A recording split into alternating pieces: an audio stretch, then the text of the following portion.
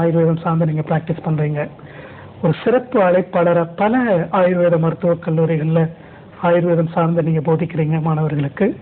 ஆயுர்வேதம் சார்ந்த நிறைய புத்தகங்கள் எழுதுறீங்க, ஆய்வுகள் பண்றீங்க.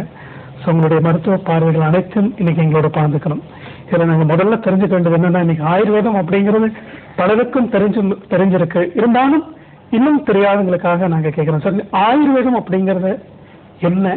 இது என்னுடைய தத்துவத்தின் அடிப்படையில் இருக்கு. அதாவது நமது நாட்டுக்கு, இந்திய நாட்டுக்கு பாரத நாடுன்னு பேர். இந்த பாரதம் அப்படின்னு சொல்லும்போது அது பாவம், ராகம், தாளம் அதை தான் குறிக்கிறது. நம்முடைய இந்திய தத்துவங்கள் அனைத்துமே பஞ்சபூத தத்துவங்களை ஆதாரமாக கொண்டது. பிருத்திவி, அப்பு, தேஜஸ், வாயு, ஆகாசம்.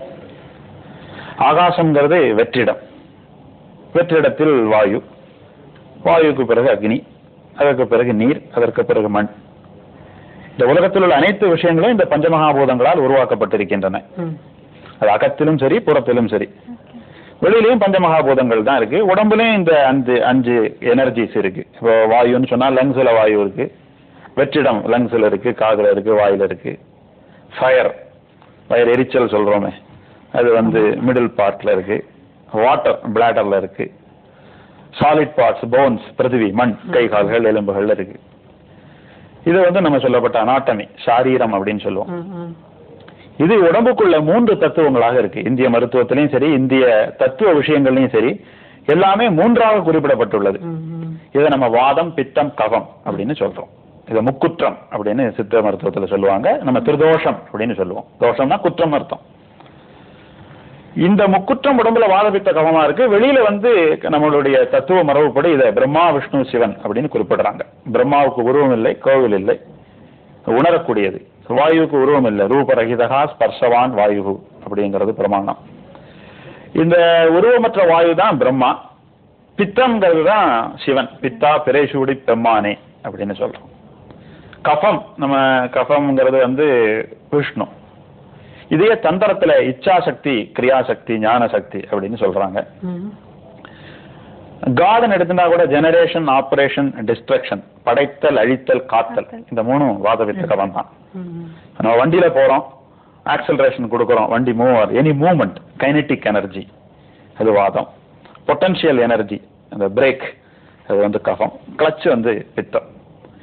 ஒரு செல்லுன்னு நம்ம எடுத்துட்டா, இந்த செல்லுல நியூக்ளியஸ், மைட்டோகாண்ட்ரியா, புரோட்டோபிளாசம்னு இருக்கு. அதுல இந்த நியூக்ளியஸ் தான் வாதம், புரோட்டோபிளாசம் கஃபம், மைட்டோகாண்ட்ரியா பித்தம், எனர்ஜி ஹவுஸ்.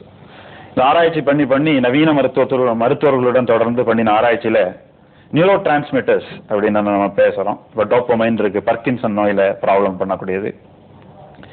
அசிட்டைல் கோலின், இதெல்லாமே வாதமாகவும், செரட்டோனின், ஒரு மனிதனுடைய மூடு, சந்தோஷமா இருக்கான், மூடுக்கு காரணமா உள்ள செரட்டோனின் பித்தமாகவும், ஹிஸ்டமின், அலர்ஜிஸ்லாம் வருது, அது கஃபமாகவும் நமக்கு காணப்படுகிறது. அனைத்து விஷயங்களையும், அனாட்டமியும் பிசியாலஜியும் பழைய காலத்துல சித்தர்கள், ரிஷிகள் இந்த 3 தத்துவங்களாக விளக்கி சொல்லியிருக்கிறார்கள். ஆயுர்வேதம் என்றால் ஆயுளை பற்றி அறிவு, மனிதனுடைய வாழ்க்கையை பற்றி அறிவுன்னு அர்த்தம். ரொம்ப பழமையான மருத்துவம்.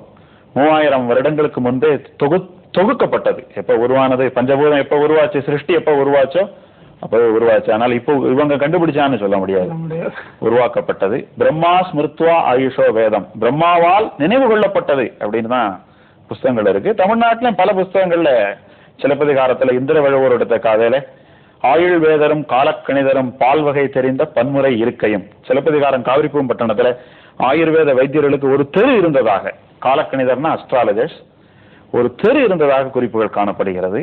திருக்குறள்ல மருந்தின்னே ஒரு அத்தியாயம் இருக்கு. அதுல மிகினும் குறையினும் நோய் செய்யும் நூலோர் வழிமுதலா எண்ணிய 3 அப்படிங்கிற குறளுக்கு பரிமேலழகர் வாதபித்த கஃபங்கள் கூடினாலும் குறைந்தாலும் நோயை ஏற்படுத்தும் என்று ஆயுர்வேத வைத்தியர்கள் கூறுவதாக குறிப்பிடுகிறார். அதனால ரொம்ப பழமை வாய்ந்த மருத்துவம். பஞ்சபூத தத்துவங்களை, இந்த பஞ்சபூத மாடல் வெரி யூனிக் மாடல். ஏன்னா இன்னொரு பூதம் நம்மளால சேர்க்க முடியாது. இன்னைக்கு, நாளைக்கு, 100 வருடங்களுக்கு பிறகு, 1000 வருடங்களுக்கு முன் இது அப்படியே இருக்கு.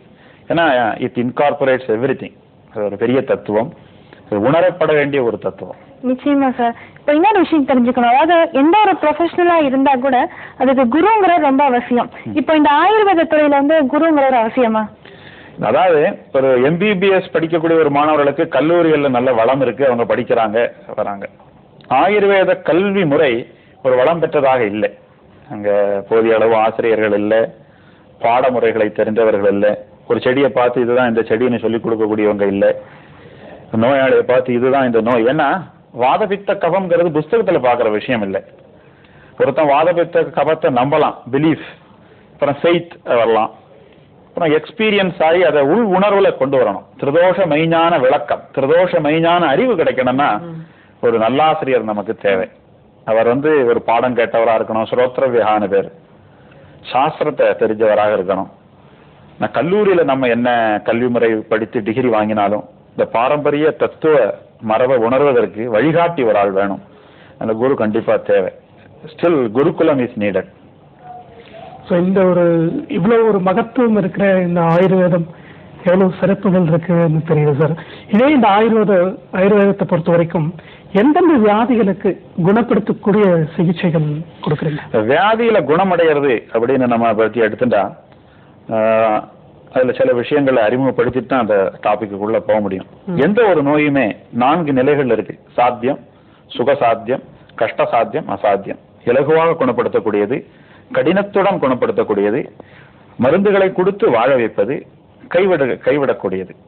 கைவிடக்கூடியதுன்னா சிகிச்சை அற்றது அப்படின்னு பொருள் சொல்லலாம். இப்போ ஒரு ருமட்டாய்டு ஆர்த்தரைட்டிஸ் நம்ம எடுத்துப்போம், முடக்குவாதம். இந்த டிசீஸ்லயே கம்ப்ளீட்டா குணமானவங்க உண்டு, குணம் ரிலீஃப் கிடைச்சவங்க உண்டு, ஆயுர்வேதம் பிரயோஜனப்படாம நவீன மருத்துவத்தினால பலம் பெற்றவர்கள் உண்டு. இப்படி இருக்கு. இது ஒரு அம்சம்.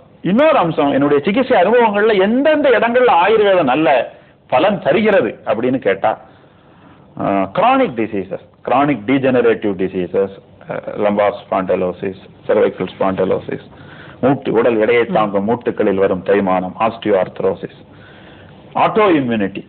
ஆட்டோ இம்யூனிட்டிங்கிறது இன்னைக்கு பெரிய மாதிரி.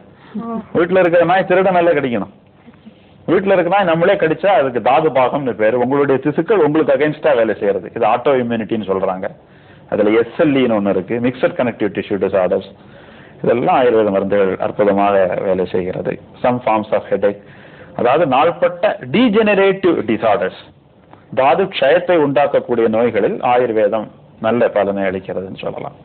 இது இல்லாம ஒரு சிஸ்டத்திலையும் சொல்லலாம். ரீப்ரொடக்டிவ் மெடிசன் எடுத்துட்டா அதுல எஃபெக்டிவ் உள்ள மெடிசன்ஸ் இருக்கு. சில இடங்கள்ல சுத்தமா இல்லை.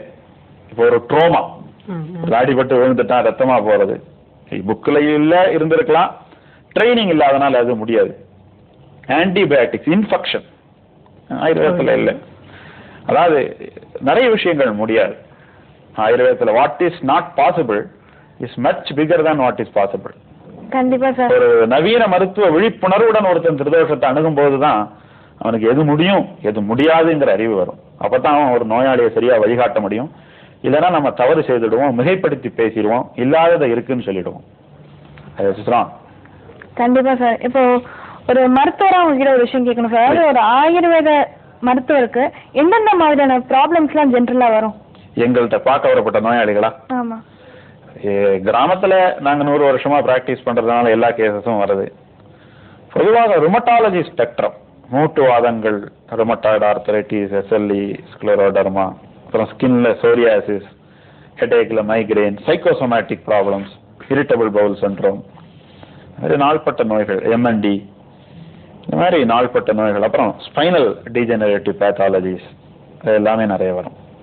சிலது எங்களால முடியாது. அக்யூட் நிமோனியா நான் கண்டுபிடிப்பேன், ஆனால் சிகிச்சை இல்லை. I will honestly refer. எனது நவீன மருத்துவ நண்பர்கள் இருக்காங்க, அவங்கள கூப்பிட்டு அங்கே அனுப்பிவிடும். நிச்சயமா சார். இன்னொரு விஷயம் கேட்கணும். அதாவது ஒரு ஆயுர்வேத சிகிச்சையில நீங்க எதிர்கொள்ளும் பிரச்சனைகள் என்ன சார்? அதாவது ஒரு மாணவர் +2 முடித்து விட்டு பிஏஎம்எஸ் என்று சொல்லக்கூடிய இளநிலை ஆயுர்வேத கல்வியை முடிக்கிறார். அவருக்கு போதிய அளவு சிகிச்சை அறிவு கிடைப்பதில்லை. 2வது, பழைய கால நோய் கண்டுபிடிக்கும் முறைகள், தர்சனம், ஒரு ஆளை பார்த்தாலே சொல்றது, ஸ்பர்சனம், தொட்டு பார்த்துட்டு சொல்றது, பிரஷ்னம், இன்ட்ராகேஷன், பேசி சொல்றது, இதெல்லாம் நாடியை பார்த்து சொல்றது, நாடி, மூத்திரம், மலம், ஜிஹ்வான்லாம் இருக்கு. இதெல்லாம் உணர்வு சார்ந்த நிலைகள்.